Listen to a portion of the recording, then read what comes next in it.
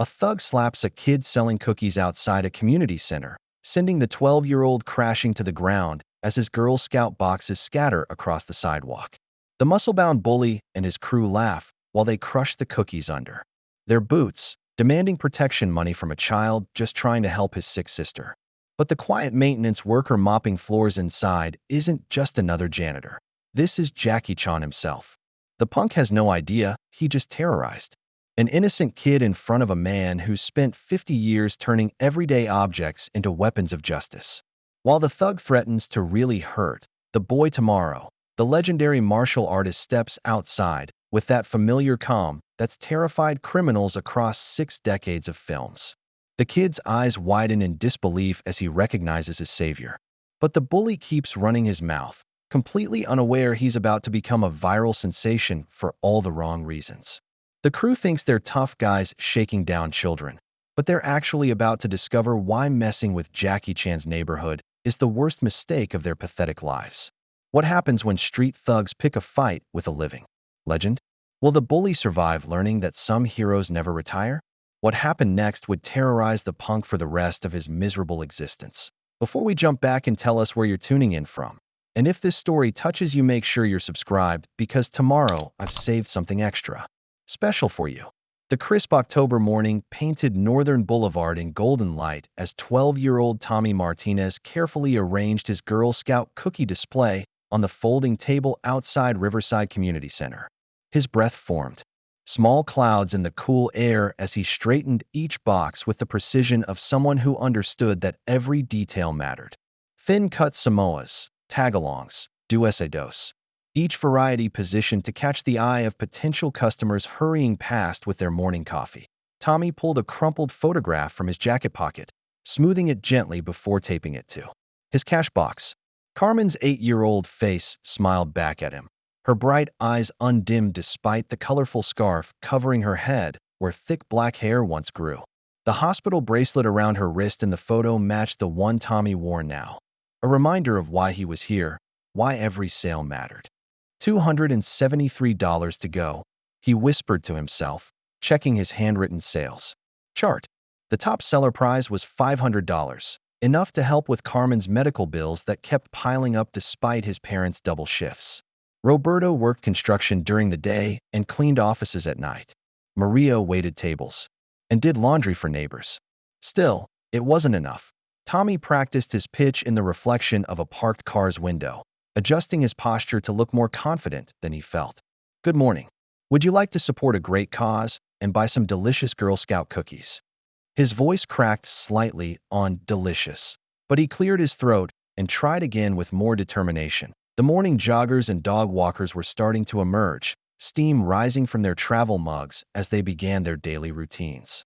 Tommy sold his first box to Mrs. Chun from the laundromat, thin mints for her granddaughter's visit. Then a construction worker grabbed tagalongs for his crew. $23 in the cash box already, and the day was just beginning. Tommy counted his morning earnings with growing excitement, arranging the bills neatly in his cash box next to Carmen's photo. But as he looked up to greet his next potential customer, his smile faded. Across the street, 3 young men stood watching him with predatory interest. The largest one pointed directly at Tommy and said something to his companions that made them all laugh in a way that sent ice through the boy's veins. They started walking toward him as the morning rush hour began in earnest. Inside the Riverside Community Center, the sound of wheels on linoleum echoed through the main hallway as an unassuming Asian man in his 50s pushed a yellow mop bucket with practiced efficiency. The name, Chun, was embroidered in simple blue letters on his Navy maintenance uniform, matching the quiet dignity with which he carried himself through his morning routine. "Good morning, Mr. Chun," called Mrs. Patterson, the center director, as she unlocked her office door. "How's that heating unit in the West Wing?" "Fixed yesterday evening," he replied with a slight accent, his voice warm but soft. "New thermostat needed adjustment, but running perfect now." His English carried the careful precision of someone who had learned it well, but still thought in another language first. The maintenance worker, known to everyone simply as Mr. Chun, moved through the building with surprising grace for someone pushing a heavy cart. 6 months ago, when he'd first applied for the position, Mrs. Patterson had been skeptical. Overqualified seemed an understatement for someone who spoke multiple languages and demonstrated an almost intuitive understanding of complex mechanical systems. But his references were impeccable, his work ethic unmatched, and his genuine kindness toward the children and elderly visitors had made him beloved by everyone. "You're early again," observed Janet, the receptionist, as Mr. Chin methodically cleaned the front windows. "Don't you ever sleep in?" "Old habits," he said with a gentle smile, though his eyes remained focused on his work. "My grandmother always said honest work starts before the world wakes up." As he worked, Mr. Chin's movements displayed an economy of motion that seemed almost choreographed. Each gesture flowed into the next with subtle precision. The way he wrung the mop, how he positioned his cart, even his breathing had a rhythmic quality that suggested years of disciplined training. Yet to casual observers, he appeared to be nothing more than a dedicated janitor who took pride in his humble work. The morning light streaming through the freshly cleaned windows cast long shadows across the polished floor. Mr. Chun hummed softly as he worked, a melody that seemed to calm the bustling energy of the community center's morning routine. Staff members hurried past with coffee and files, preparing for another day of serving the neighborhood's families. But as Mr. Chin approached the front windows, his humming stopped. His grip on the mop handle tightened imperceptibly as he watched three young men cross the street with purposeful strides, their attention fixed on the small boy arranging cookies outside. Derek Tank Morrison approached Tommy's cookie table with the swagger of someone accustomed to taking whatever he wanted. At 19, his heavily muscled frame cast a shadow over the 12-year-old's carefully arranged display, neck tattoos visible above his tank top despite the cool morning air. Rico Valdez flanked him to the left, wiry and quick-eyed, with the coiled tension of a switchblade waiting to spring. 16-year-old Marcus Webb hung back slightly, constantly checking his phone while trying to look tougher than his nervous energy suggested. Well, Tank said, his voice carrying the mock friendliness of a predator toying with prey. "What do we have here?" "A little businessman setting up shop in our neighborhood." Tommy looked up with hope flickering in his dark eyes. "Good morning. Would you like to buy some Girl Scout cookies? They're really fresh, and Girl Scout cookies." Tank interrupted, examining the display with theatrical interest. "How much for a box of these?" "Samoas?" $4 each, or 3 boxes for $10. Tommy replied eagerly, missing the dangerous undercurrent in Tank's tone. "It's for a really good cause. My sister Carmen has leukemia, and hold up. Tank raised a hand, his mock smile widening. "Your sister's sick? That's rough, kid. Real rough." He picked up Carmen's photograph from the cash box, studying it with exaggerated sympathy. "Sweet little girl. But let me ask you something important. Do you have permission to sell here?" Tommy's brow furrowed in confusion. "Permission? I have my Girl Scout permit right here," he said, fumbling for the official paperwork in his folder. "See? It says I can sell in public spaces," and Rico let out a sharp laugh. "Not that kind of permission, little man. This is our neighborhood. Nobody sells nothing without checking with us first." The morning foot traffic continued around them. Office workers hurrying to catch buses, parents walking children to school. But something in the three men's posture made passers-by unconsciously veer away from the cookie table. Tommy felt the shift in atmosphere, his initial hope curdling into growing unease. "I don't understand," Tommy said quietly, clutching Carmen's photo protectively. "I'm just selling cookies to help my sister. The doctors said she needs what you need." Tank cut him off, his voice dropping its pretense of friendliness. "Is to understand how business works around here. 50% of everything you make goes to us. Protection fee keeps bad things from happening to little boys and their sick sisters." The menace in his words hit Tommy like a physical blow, and for the first time that morning, his confidence crumbled completely. Tank loomed over Tommy, his bulk blocking the morning sun and casting the boy's cookie table in ominous shadow. "You seem confused, kid," he said, snatching Carmen's photograph from Tommy's trembling hands. "Maybe I need to explain this real simple." "Please," Tommy whispered, reaching desperately for his sister's picture. "That's all I have of." Tank held the photo high above Tommy's head, examining it with cruel amusement. "Pretty little girl. Be a real shame if something happened to her while she's all weak from those treatments." He crumpled the photograph. in his massive fist, the sound of tearing paper making Tommy gasp in horror. "No, please, don't." Tank's open palm struck Tommy's cheek with a crack that echoed off the nearby buildings. The force of the blow sent the 12-year-old stumbling backward into his folding table, which collapsed under his weight. Cookie boxes scattered across the sidewalk in an explosion of thin mints and tagalongs as Tommy hit the concrete hard, his lips splitting against the rough pavement. "Oops," Tank said with mock sympathy as Tommy started crying. "Looks like you had a little accident." Rico kicked the cash box, sending bills and coins scattering, while Marcus kept nervous watch for any approaching witnesses. The few pedestrians who noticed the commotion quickly averted their eyes and hurried past, unwilling to get involved in what was clearly a dangerous situation. Tank deliberately stepped on several cookie boxes, grinding Girl Scout cookies into the sidewalk with his expensive sneakers. The sound of crushing cookies mixed with Tommy's sobs as the boy tried to gather his scattered merchandise with shaking hands, blood from his split lip dropping onto the ruined packaging. "Here's how this works," Tank said, crouching down to Tommy's level while the boy cowered on the ground. "Tomorrow morning, you bring me $50. Half of everything you made yesterday, plus what you're going to make today. Think of it as tuition for your first lesson in respect." Tommy clutched the crumpled photograph of Carmen, trying to smooth out the wrinkles while tears ran down his cheek. "I don't have $50, he whispered. The cookies were supposed to help pay for her medicine. Tank's laugh was devoid of any warmth. "Then you better figure it out, little man. Because if you don't have my money tomorrow morning, I'm going to teach you what real pain feels like. And then maybe I'll visit that sick sister of yours and explain how her big brother let her down." The three thugs walked away, leaving Tommy alone on the sidewalk surrounded by his destroyed inventory. The crumpled photo of Carmen pressed against his bleeding lip as the morning commuters continued to pass by without stopping to help Mr. Chun stood at the community center's front window, his knuckles white from gripping the frame as he watched the assault unfold. The gentle maintenance worker who had been humming peacefully moments before was gone, replaced by someone whose entire body radiated barely controlled fury. His jaw clenched as he watched Tommy fall, and when Tank stepped on the cookie boxes, something dangerous flickered behind Mr. Chin's dark eyes. He set down his mop with deliberate care, the way someone might place a weapon before entering battle.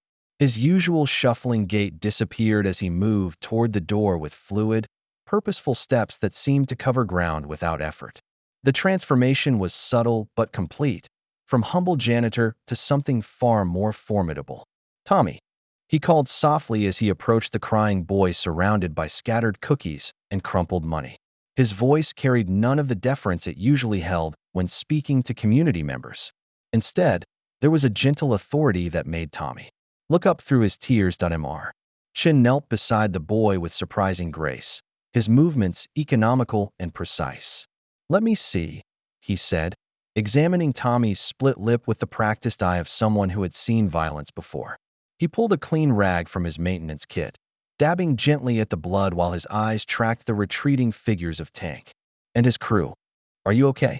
Tommy asked through his tears, confused by the strange intensity radiating from the maintenance worker. Mr. Chin began collecting the scattered cookies and bills, his hands moving quickly but carefully to salvage what could be saved. "The question is, are you okay?" he replied, though his attention seemed partially focused elsewhere, as if he were calculating distances and angles that as they worked together. Mr. Chun asked seemingly casual questions about the attackers, how many there were, what they looked like, which direction they usually came from. Tommy answered between sniffles, not understanding why the janitor needed such specific details, but grateful for the kindness.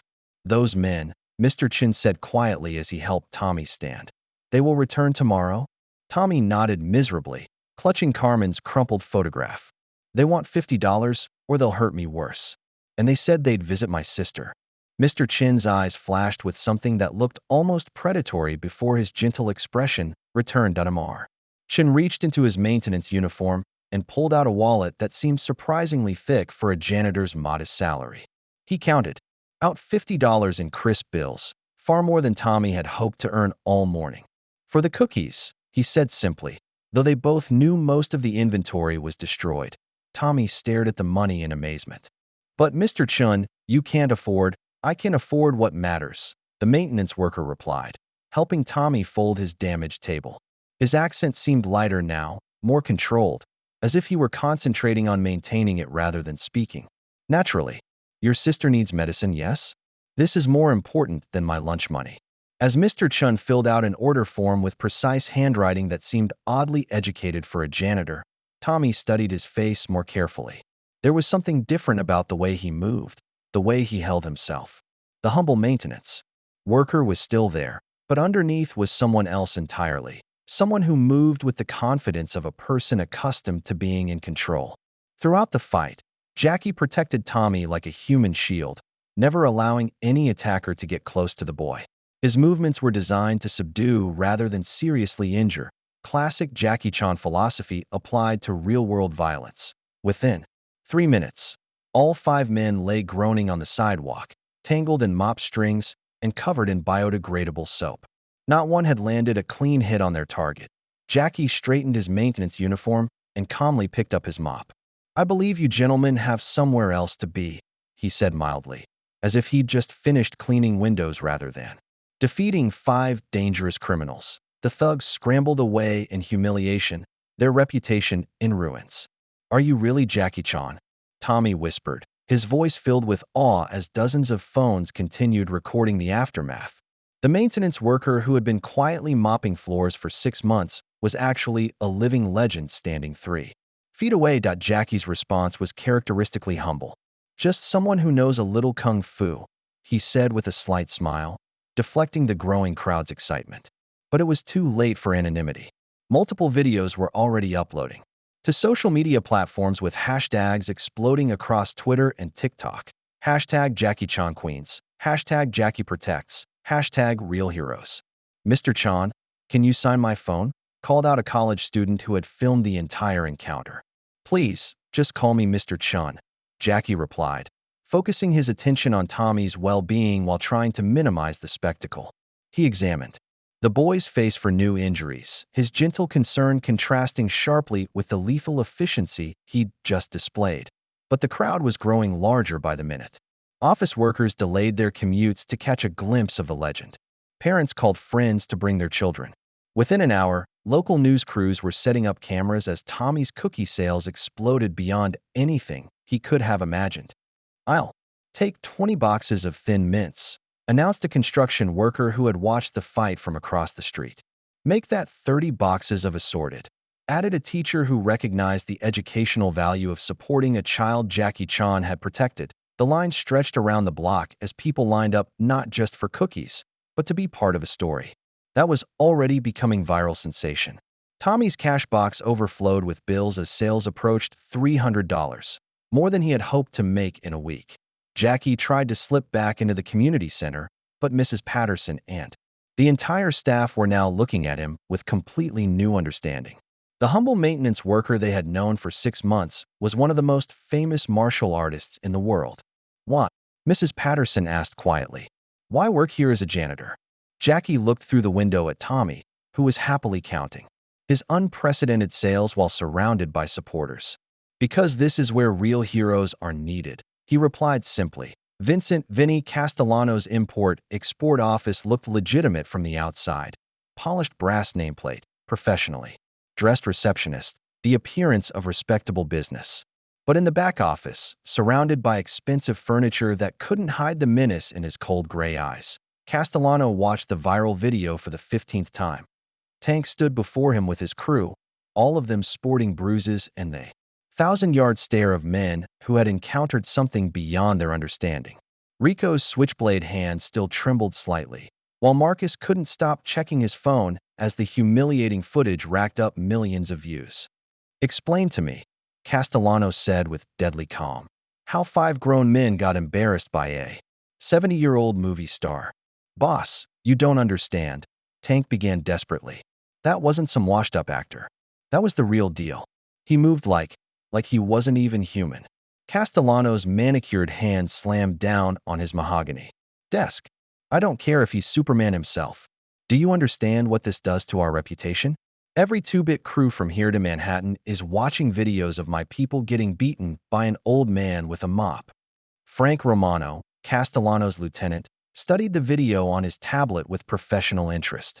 The kid wasn't random, boss. Our intel says the Martinez family owes medical bills, makes them perfect for the pipeline. The community center's been feeding us targets through Walsh for 6 months. And now we have a movie star interfering with business, Castellano replied, pacing behind his desk. Respect is everything in this operation, Frank. When families see my crew getting humiliated, they start thinking they don't need to pay protection money. When our buyers overseas see this footage, they question whether we can deliver the merchandise. Romano pulled up additional files on his tablet. Tommy Martinez isn't the first target. Walsh identified him through the community center's after-school program. Families vulnerable, sick kid, parents working multiple jobs, no extended family support. How many others? Castellano demanded. Dozen families currently paying protection. 6 kids already moved through the pipeline when families couldn't pay. Romano's clinical tone made the human trafficking sound like inventory management. But Castellano's expression turned murderous. Jackie Chan just cost me millions of dollars and made me look weak. Assemble everyone. I want that movie star. And the entire Martinez family eliminated. Make it public. Make it permanent. Detective Ray Kowalski looked exhausted as he slid into the booth across from Jackie at Mel's 24-hour diner. His rumpled suit and 5 o'clock shadow telling the story of too many sleepless nights chasing leads that went nowhere.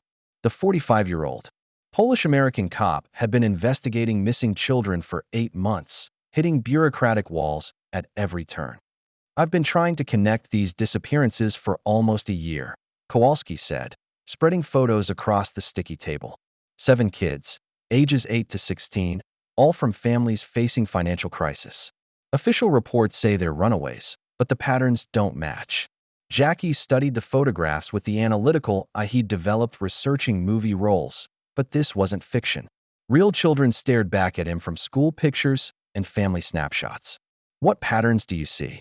Every family was receiving services from the city, food assistance, medical support, housing help. All of them had contact with community services director Margaret Walsh in the weeks before their children disappeared. Kowalski's frustration was evident in his voice. But every time I try to investigate Walsh directly, the case gets reassigned or my supervisor suddenly has budget concerns. Jackie's expression darkened as he recognized the sophistication of the operation. Someone with influence has been protecting her. Walsh has been unusually involved in cases involving vulnerable families, Kowalski continued, always recommending programs that seem to put children at more risk rather than protecting them. When I pulled her case files, there are detailed family assessments that read more like targeting profiles. She's identifying victims, Jackie realized, using legitimate social services as cover for criminal enterprise. Kowalski nodded grimly. The trafficking network extends beyond New York. We're talking about children being moved interstate, possibly international. But every time I get close to real evidence, witnesses disappear or evidence gets lost in bureaucratic shuffle. Tell me about these men who hurt you, Mr. Chin said, his tone casual but his eyes sharp. The big one with tattoos. What did he say exactly? Tommy repeated Tank's threats about protection money and visiting Carmen in the hospital. With each detail, Mr. Chin's expression grew more thoughtful, filing away information with the methodical precision of someone building a case rather than just making conversation. Tomorrow, Mr. Chin said, positioning Tommy's table closer to the community center's entrance. You set up right here where I can see you through the windows. If those men return, you call for me immediately.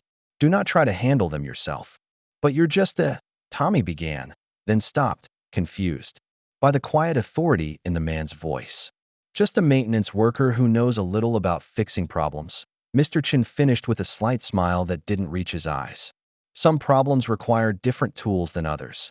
Tommy didn't understand why a janitor thought he could help against 3 dangerous men, but something in Mr. Chin's calm confidence made him feel safer than he had since the attack began. Thank you, Tommy whispered, smoothing out Carmen's photograph. Nobody else even tried to help. Mr. Chin's expression softened genuinely. Sometimes the right help comes from unexpected places. The sun was setting over Queens as Mr. Chin finished his official duties at the community center, but his real work was just beginning. He moved through the neighborhood with the unhurried pace of someone running errands, but his route was carefully planned. At Garcia's bodega, he bought a newspaper and casually mentioned the trouble with young men bothering the children.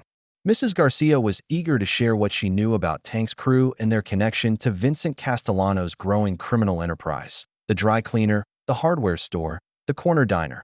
At each stop, Mr. Chun gathered pieces of the puzzle, with the skill of someone who understood how information flowed through working-class neighborhoods. Tank Morrison, 19, recently aged out of foster care. Rico Valdez, his lieutenant with a juvenile record for assault. Marcus Webb, the youngest, pressured into the crew by family circumstances. All of them working for Castellano, who had been expanding his territory by targeting vulnerable families. Mr. Chin's questions seemed natural, the concerned inquiries of a community member worried about local children. But his mind was cataloging details with professional precision: patrol patterns, crew sizes, the locations where other families had been extorted. This wasn't random bullying. It was systematic criminal enterprise. Back in his sparse studio apartment that evening, Mr. Chin's true nature finally emerged. He moved a false panel in the wall, revealing training equipment that belonged to no ordinary maintenance worker. Heavy bags, practice weapons, and photographs that told a very different story about his identity. Awards and movie stills mixed. With pictures of him training with martial arts masters across several decades, he called several numbers, speaking in rapid Cantonese to contacts who clearly knew him well. By morning, he would have detailed information about Castellano's operation, the corruption that protected it, and the scope of the trafficking network that had been using community programs to identify vulnerable targets. Chin practiced his movements in the small space, his body remembering decades of training and choreography. Tomorrow would require precision, timing, and above all, the ability to protect an innocent child while revealing just enough of his true capabilities to end the immediate threat. He set his alarm for 5 a.m. and laid out his maintenance uniform with extra care. Knowing it might be the last day, he could hide behind such simple anonymity. Tommy's hands shook as he arranged his remaining cookie inventory on the table positioned directly in front of the community center's main entrance. Mr. Chun had specifically requested this location, and through the large windows, Tommy could see the maintenance worker cleaning the front steps with unusual attention to detail. Every few seconds, their eyes would meet, and Mr. Chun would give him an encouraging nod. At exactly 8:30 a.m., Tank appeared with 4 additional crew members, clearly intending to make a statement after yesterday's humiliation. Rico and Marcus flanked him, along with 2 older men Tommy didn't recognize, muscle brought in to ensure there would be no interference from concerned adults. Well, Tank announced loudly, drawing attention from passing commuters. "Look, who's back in business? You got my money, little boy." Tommy's voice came out as barely a whisper. "I don't have $50. The cookies yesterday were ruined, and Tank grabbed Tommy by the shirt, lifting him partially off the ground. "Then maybe you need a lesson about keeping promises." He raised his hand to strike again, expecting the same easy victory as yesterday. "Let the boy go." The voice came from behind Tank, quiet but carrying an authority that made everyone freeze. Mr. Chin stood there, but everything about him had changed. Gone was the shuffling gait and humble posture. He moved with fluid confidence, his entire bearing transformed from submissive janitor to something far more dangerous. Tank laughed, though it sounded forced. "What's an old Chinese janitor gonna do about it?" Mr. Chun removed his maintenance cap, revealing eyes that had faced down countless opponents across decades of action. His accent had completely disappeared, replaced by clear, precise English. That commanded immediate attention. "My name is Jackie Chan," he said simply, his voice carrying the weight of legend. "And you have made a very big mistake." The moment of recognition hit Tank's crew like a physical blow. Marcus whispered, "Holy shit," under his breath while Rico's switchblade suddenly felt inadequate in his hand. But Tank, with his reputation on the line and his expanded crew watching, couldn't back down now. "I don't care if you're Bruce Lee himself," Tank snarled, though his bravado was clearly shaken. "This is my neighborhood." Jackie assumed a defensive stance, positioning himself protectively in front of Tommy as 5 dangerous men prepared to attack the legend himself. The moment Tank threw his first punch, Jackie seemed to move in slow motion compared to his attackers. The legendary martial artist flowed like water around Tank's haymaker, his maintenance mop becoming an extension of his body as he deflected Rico's switchblade with the wooden handle. The blade tangled harmlessly in the mop strings while Jackie spun the bucket in a perfect arc, sending soapy water across the sidewalk. Marcus lunged for Tommy, but found himself gently redirected into a nearby trash can with such precision that he landed sitting upright, more confused than hurt.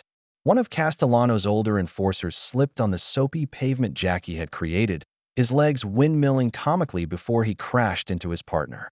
"Impossible," Tank gasped, swinging wildly as Jackie seemed to anticipate every move 3 steps ahead. The maintenance cart became a mobile fortress as Jackie used cleaning supplies with devastating creativity, spray bottles creating temporary blindness, the mop bucket serving as both shield and weapon.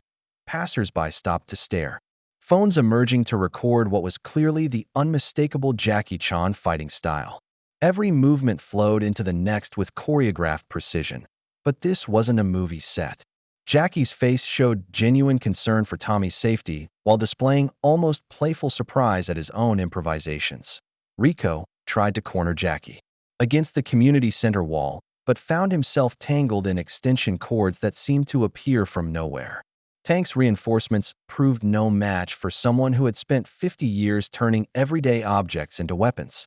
A push broom became a bow staff. Window cleaner transformed opponents into blind, stumbling hazards to themselves.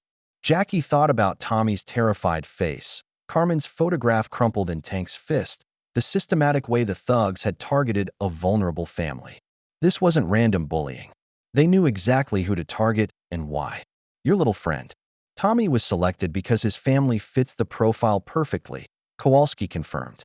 Sick child requiring expensive treatment, parents working multiple jobs, no extended family support. When families can't pay protection money, their children become collateral. Jackie's jaw tightened with resolve.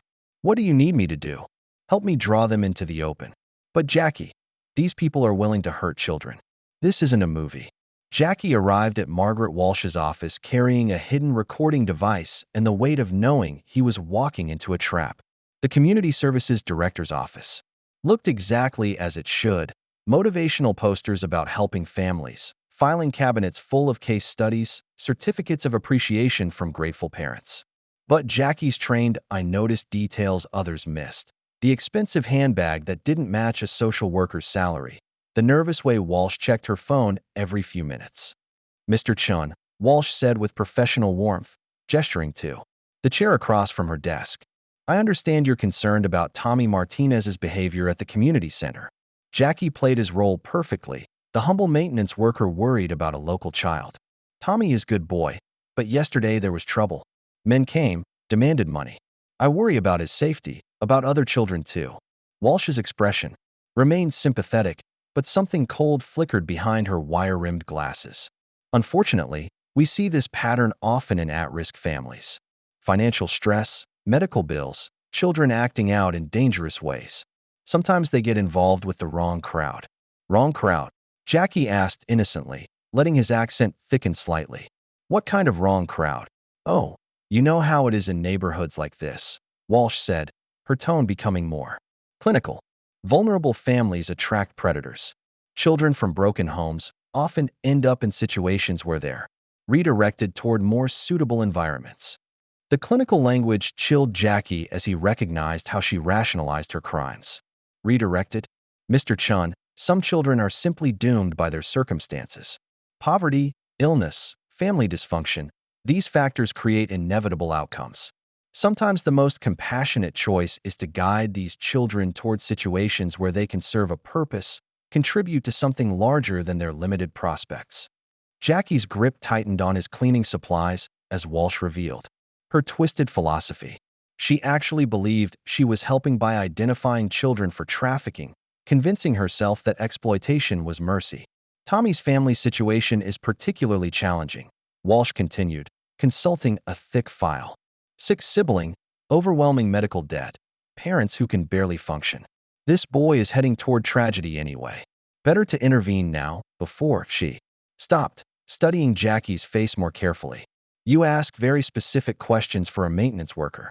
Walsh excused herself to check Tommy's medical records, but actually reached for her phone to signal Frank Romano. The black SUVs surrounding the community center confirmed Jackie's suspicions as Walsh returned with a satisfied smile. Through the office window, he counted 8 armed men taking positions around the building. Frank Romano emerged from the lead vehicle, his expensive suit doing nothing to hide the predatory confidence of a professional enforcer. "Mr. Chan," Walsh said, dropping all pretense of social work concern. "There are some people who would very much like to meet you." Romano entered the office with 2 armed men, his cold eyes appraising Jackie like a problem to be solved. The great Jackie Chan, hiding in plain sight as a janitor. Vincent Castellano sends his regards. They escorted Jackie at gunpoint to a waiting van, Walsh walking beside them with the clinical detachment of someone who had done this before. "You should have stayed in retirement, Mr. Chan. Some stories don't have happy Hollywood endings." The drive to Long Island City took 30 minutes through increasingly industrial landscape. Jackie memorized every turn, every landmark, knowing Detective Kowalski would need this information if he survived. The warehouse complex appeared legitimate. From outside, shipping containers, loading docks, trucks with legitimate company logos. Inside, the true horror became apparent. The warehouse had been converted into a sophisticated human trafficking operation. Shipping containers lined one wall, modified with ventilation systems and basic facilities for transporting human cargo. Forged documents covered work tables alongside. Detailed family profiles that read like hunting guides. But the worst sight was the makeshift holding area where 12 children aged 8 to 16 sat in metal cages like animals awaiting slaughter. Tommy was among them, grabbed from school as leverage, his eyes wide with terror when he saw Jackie being forced into the warehouse at gunpoint. Vincent Castellano emerged from a glass-walled office, impeccably dressed and radiating the quiet authority of someone accustomed to absolute power. "Jackie Chan," he said with mock appreciation. "The great action hero, here to save the day. How wonderfully cinematic." "Let the children go," Jackie said quietly, his eyes taking in every detail of the operation. "Your fight is with me." Castellano laughed, a sound devoid of warmth. "My fight is with anyone who interferes with business. Do you see this operation, Mr. Chan? 3 years of careful planning, millions in revenue, connections spanning 4 countries. These children represent inventory, not people." "You're finished," Jackie replied with conviction. "Am I?" Castellano smiled coldly. "In movies, perhaps. But this is reality, where heroes get old and bad guys often win." Jackie worked his restraints with techniques learned from decades of escape scenes and stunt coordination, the industrial zip ties gradually loosening as circulation returned to his hands. Around him, 13 terrified children watched with desperate hope, Tommy whispering encouragement to the younger ones while keeping watch for guards. "Can you really get us out?" asked Maria Santos, a 14-year-old whose family had been targeted 3 months earlier. Her younger brother Carlos clung to her arm, too frightened to speak since witnessing their parents' murder when they refused to surrender their children. "Trust me," Jackie replied softly, finally freeing his hands while keeping his arms positioned to appear still bound. The shipping container's ventilation system was designed with emergency releases, knowledge gained from researching industrial safety for a movie that was never made. The GPS tracker he'd planted on Walsh would lead Detective Kowalski here, but police response had been delayed by Castellano's corrupt contacts. Jackie estimated 30 minutes before rescue arrived, and the shipping schedule indicated they would be loaded onto trucks in 20 minutes. "Listen carefully," Jackie whispered to the older children. "When I move, you protect the younger ones. Stay low, move together, follow my instructions exactly." Through the container's small windows, Jackie could see armed guards patrolling the loading dock.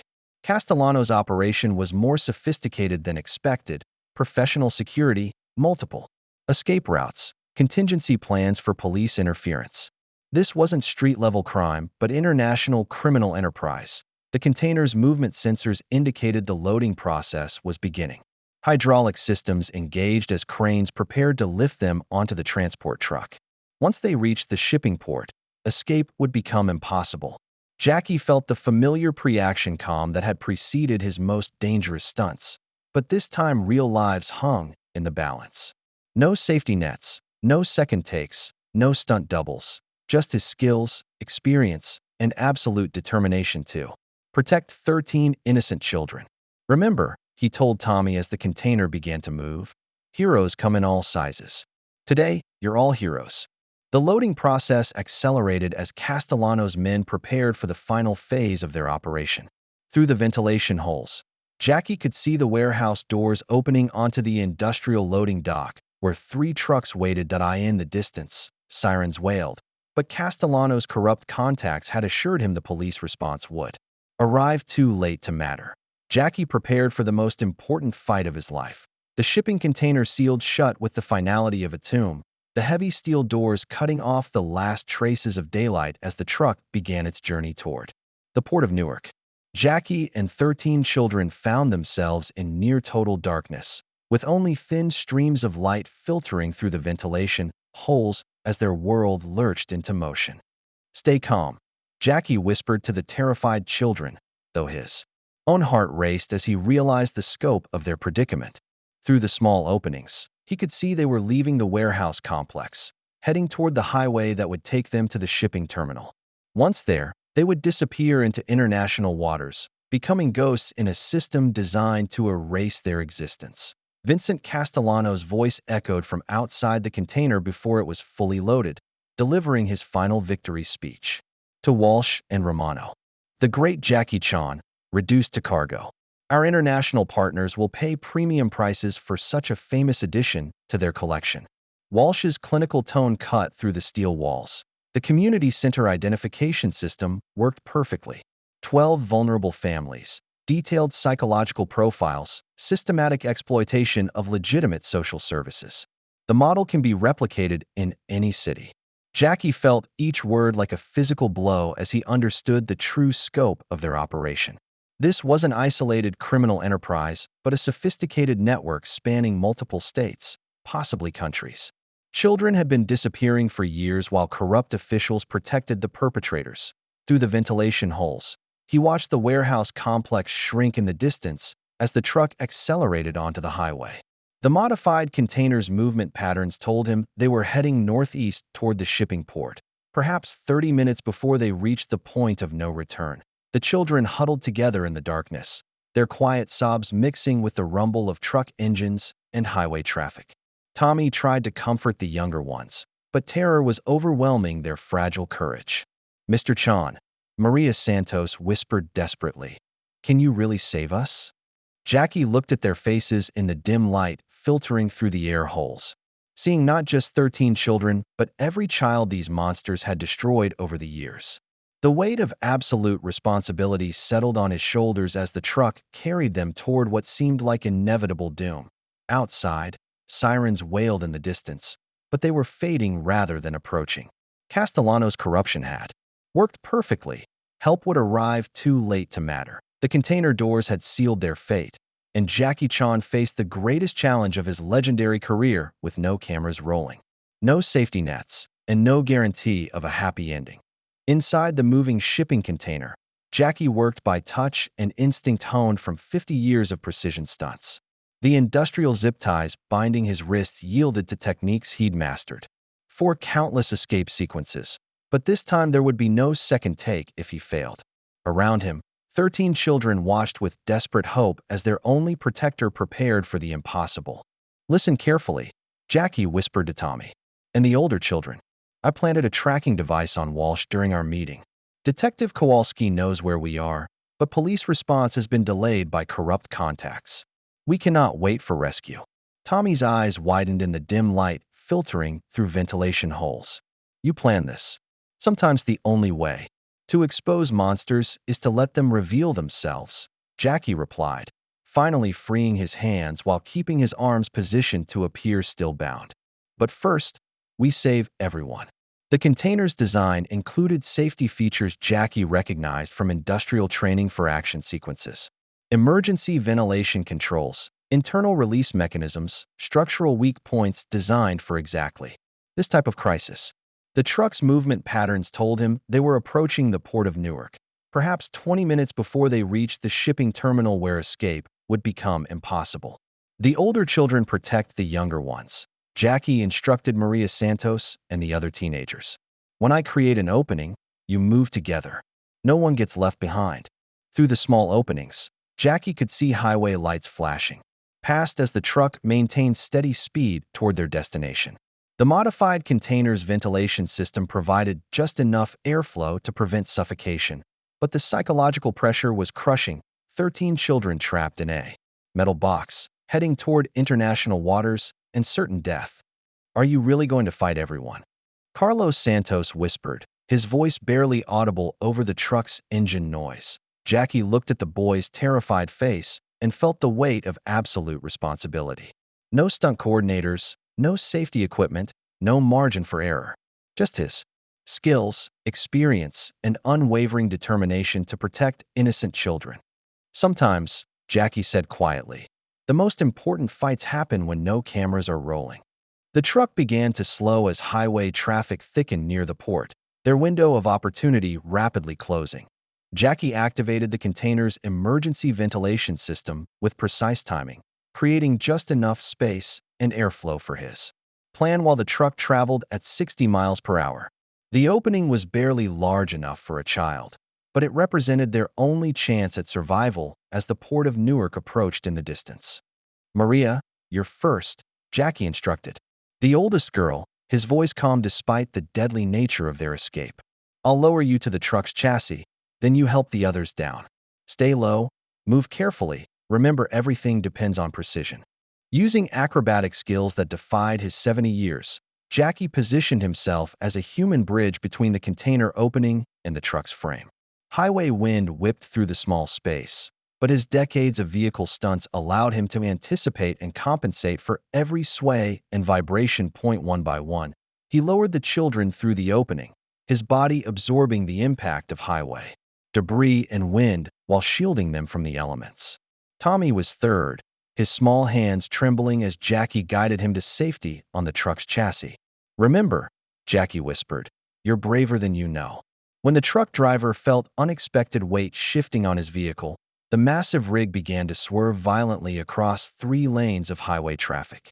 Cars honked and braked around them as the driver tried to maintain control while Jackie used every technique learned from vehicle chase sequences to keep the children safe. The emergency brake. Jackie called to Maria, who had reached the truck's cab. Red lever behind the driver's seat. Pull it now. Maria's courage overcame her terror as she smashed the cab's rear window and activated the emergency system. The truck's air brakes engaged with a thunderous hiss, rubber screaming against asphalt as the massive vehicle skidded across the highway shoulder. The crash seemed to happen in slow motion, Jackie positioning his body to protect the children as the truck rolled twice before coming to rest against a concrete barrier. Metal screamed and glass shattered, but Jackie's careful positioning ensured the impact was survivable. As dust settled and sirens approached from multiple directions, Jackie emerged from the wreckage with all 13 children safe. But through the smoke and chaos, Vincent Castellano's black SUVs were already racing toward the crash site for one final confrontation. Frank Romano and 6 gunmen emerged from the vehicles as Jackie placed himself between the children and their captors. The construction site adjacent to the highway crash provided the perfect arena for Jackie's final confrontation with Castellano's criminal empire.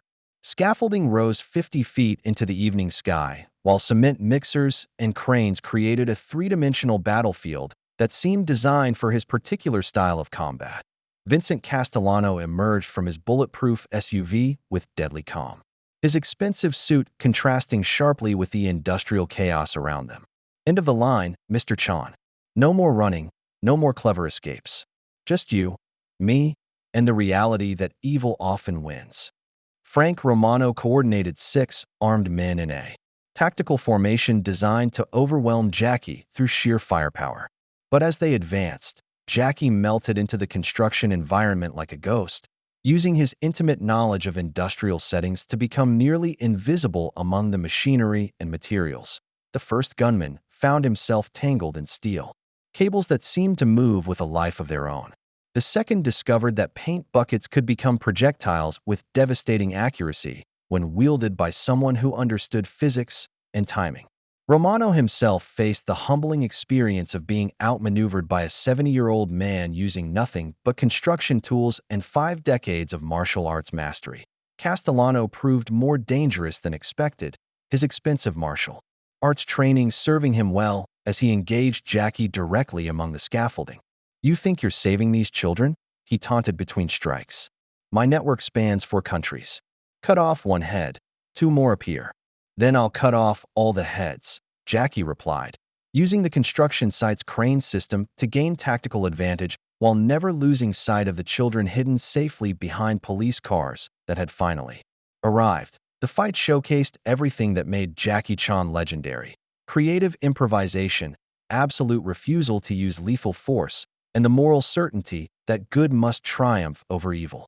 Cement mixers became shields, scaffolding provided acrobatic opportunities, and hydraulic equipment created elaborate traps that left criminals defeated but alive as the last of Romano's men fell unconscious. Castellano made a desperate final charge with a steel rod torn from the scaffolding. Jackie's response was pure poetry, a flowing combination that used the criminal's own momentum against him, sending him tumbling into a strategically placed pile of sand. When the dust settled, all 7 criminals lay defeated while Jackie stood protectively over 13 rescued children, his maintenance uniform torn but his moral code intact. Police and federal agents swarmed the crash site as Jackie ensured each rescued child received immediate medical attention and emotional support. Detective Kowalski arrived with a convoy of unmarked cars, his 8-month investigation finally vindicated as the scope of Castellano's trafficking network became clear through evidence found in the warehouse and shipping containers. Over 200 children in 3 years, Kowalski reported grimly, reviewing files seized from the warehouse. Millions in illegal profits, corruption reaching into police departments, social services, and city government across 4 states. Margaret Walsh made a desperate attempt to flee through the construction site, but encountered one of Jackie's signature accidental obstacles: a strategically placed paint can that sent her tumbling directly into the arms of waiting FBI agents. Her wire-rimmed glasses shattered on impact, somehow perfectly symbolizing the destruction of her carefully constructed facade. Vincent Castellano, conscious but thoroughly defeated, made one final attempt to salvage his dignity. "This changes nothing," he spat, blood trickling from his mouth. "My lawyers will have me out in 6 months. Your connections are being arrested as we speak," Detective Kowalski interrupted, showing Castellano photos on his tablet. Funny how quickly corrupt officials cooperate when faced with federal trafficking charges. The evidence Jackie's recording device had captured during his meeting with Walsh provided the crucial testimony needed to unravel the entire conspiracy. Her clinical descriptions of redirecting vulnerable children became the cornerstone of federal prosecutors' cases against everyone involved in the network. News crews arrived as the children were loaded into ambulances for medical evaluation. But Jackie deliberately stayed in the background. When reporters recognized him and called out questions about his next movie project, he simply replied, "I have floors to mop." Tommy waved to Jackie from the ambulance, taking him to reunite with his parents, his smile bright despite everything he'd endured.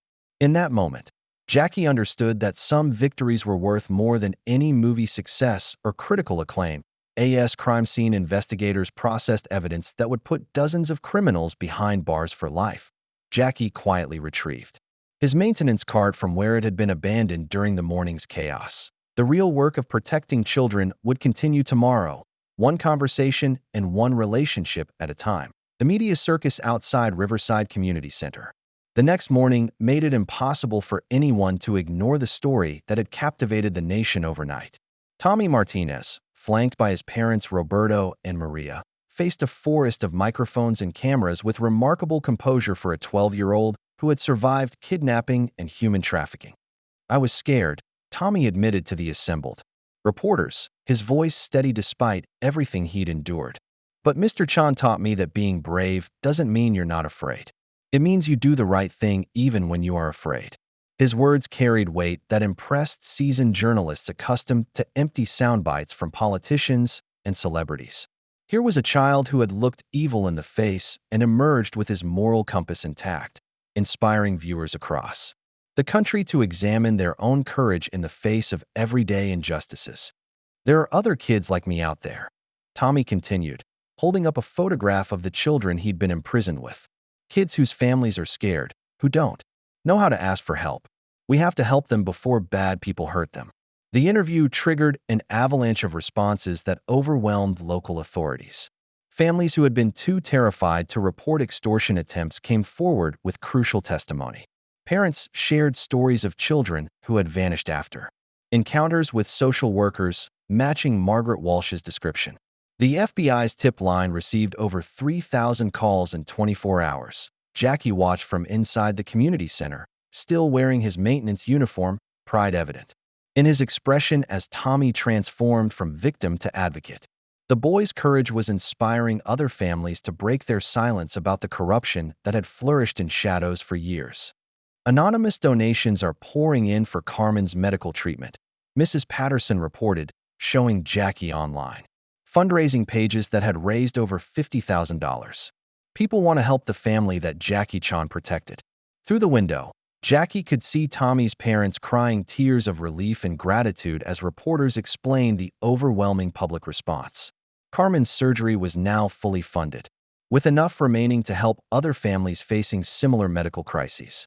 Sometimes, Jackie murmured to himself, the smallest voices carry the greatest truth.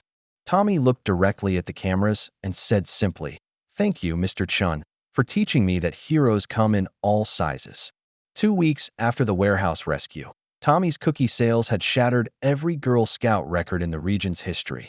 Orders poured in from across the country and internationally, as people wanted to support the boy whose courage had exposed a trafficking network. The original $500 prize seemed almost insignificant compared to the $50,000 in orders generated by worldwide publicity, but the real celebration took place in Carmen's hospital room at Children's Hospital of Queens, where the 8-year-old was recovering from successful surgery to remove the tumor that had threatened her life. The room overflowed with get-well cards from strangers inspired by her family's story, flowers from celebrities who had learned about their struggle, and toys donated by children who understood what it meant to face impossible odds. Jackie visited as Mr. Chun, carrying homemade chicken soup and sitting quietly with the Martinez family while avoiding the media attention that followed him everywhere. Roberto and Maria intuitively understood this humble maintenance worker had played a larger role in their salvation than anyone realized, but they respected his desire for privacy. The doctors say the surgery was completely successful, Maria whispered, tears of joy streaming down her face as she watched Carmen sleep peacefully. No more chemotherapy, no more radiation. She's going to be okay. Roberto gripped Jackie's hand with the callous strength of a man who had worked construction for 20 years. I don't know how to thank you. You gave us our daughter back. You gave me something too, Jackie replied softly. You reminded me why the work matters. Carmen stirred awake, her eyes bright with returning health as she noticed Jackie sitting beside her bed. Mr. Chun, did you bring more soup? Every day until you're strong enough to come home, Jackie promised, ladling the aromatic broth into a plastic cup. When I get better, Carmen said with 8-year-old determination. Will you teach me kung fu? I want to protect other kids like Tommy protected me. Jackie's expression grew serious as he considered her request. Martial arts isn't about fighting, Carmen. It's about discipline, respect, and helping others. If you understand that, then yes, I'll teach you. The hospital room fell quiet except for the gentle beeping of medical equipment and Carmen's contented sigh as she tasted the soup. Outside, the media circus continued, but inside this small room, a family had been restored and hope had triumphed over despair. 1 month later, Jackie had transformed a storage room in the basement of Riverside Community Center into a small but functional martial arts studio. 20 children of various ages gathered twice weekly to learn that true strength came from character rather than physical power, with Tommy serving as Jackie's assistant instructor and living example of courage. Under pressure, martial arts begins in the mind, Jackie explained to his newest students, demonstrating a basic stance that emphasized balance and centeredness. Before you can protect others, you must understand yourself. The program had evolved far beyond simple self-defense training. Jackie incorporated lessons about bullying prevention, stranger danger awareness, and community responsibility alongside basic martial arts techniques. Parents reported remarkable changes in their children: improved confidence, better grades, enhanced conflict resolution skills, and a genuine desire to help others facing difficulties. Carmen attended every class despite her mother's initial concerns about physical activity so soon after surgery. Her determination and infectious spirit inspired the other children, proving that strength manifested in many forms beyond physical prowess. She couldn't yet perform complex techniques, but her unwavering encouragement made her invaluable to younger students struggling with basic movements. Remember, Jackie told the class as they practiced forms and synchronized movement, "We train not to seek fights, but to avoid them. The greatest victory is the conflict that never happens because your presence alone prevents injustice." Mrs. Patterson had officially promoted Jackie from maintenance worker to community program director, though he insisted on keeping his janitorial duties as well. The program attracted positive attention from city officials and other community centers wanting to replicate the model, but Jackie remained focused on individual relationships rather than institutional expansion. "The program is getting requests from across the city," Mrs. Patterson reported during their weekly meeting. "Everyone wants their own Jackie Chan martial arts program." "They don't need Jackie Chan," he replied, watching Tommy help a 6-year-old named David with his first bow. "They need people who care enough to show up every day and prove that someone believes in these children." Through the studio windows, Jackie could see the community center's main floor where families gathered for various programs: job training, English classes, senior citizen activities. The work of building stronger communities happened one conversation at a time, one family at a time, one child learning they mattered at a time. 6 months after the warehouse incident, the Riverside Community Center had become a model for youth programs nationwide. But Jackie remained focused on the individual children whose lives had been transformed by consistent care and genuine belief in their potential. Tommy, now 13 and noticeably more confident, led warm-up exercises for new students while Carmen demonstrated forms with the fluid grace of someone born to martial arts. "Mr. Chin taught us that being strong means helping people who can't help themselves," Tommy explained to a reporter documenting the program's success. "It's not about fighting or being tough. It's about making sure bad people can't hurt good people." The children had initiated their own community service projects, raising money for families facing medical crises, starting a neighborhood watch program with elderly residents, and creating an anti-bullying campaign for local schools. Their fundraising efforts had helped 12 families avoid the financial desperation that made them vulnerable to exploitation. Jackie still worked as a maintenance worker, insisting that humble service remained as important as grand gestures. When entertainment reporters occasionally asked about his next film project, he deflected attention to his students' achievements rather than discussing Hollywood comebacks. "Retirement from movies doesn't mean retirement from action," Jackie told a persistent journalist who had tracked him down after evening classes. "The real action happens in communities like this, with children like these." As evening fell over Queens, Jackie locked up the community center and walked home through neighborhoods he had helped transform.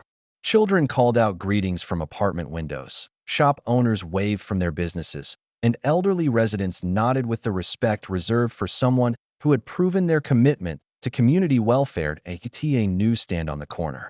He purchased both a tabloid featuring a headline about his Hollywood retirement and the local newspaper showcasing his students winning a citywide community service award. The contrast amused him: fame versus substance, celebrity versus service. In his apartment, surrounded by photographs of his students rather than movie memorabilia, Jackie looked out at the city lights and reflected on the path that had led him from international stardom to community service. Through his window, he could see Tommy teaching martial arts forms to his younger neighbor, the cycle of protection and service continuing into the next generation. "Retirement," Jackie murmured with satisfaction. "The real action is just beginning." The legacy of heroes wasn't measured in box office receipts or critical acclaim, but in the lives touched, the communities strengthened, and the children who learned they possessed the power to change the world one act of courage at a time. If you liked the story, please watch another story on our channel and subscribe to the channel.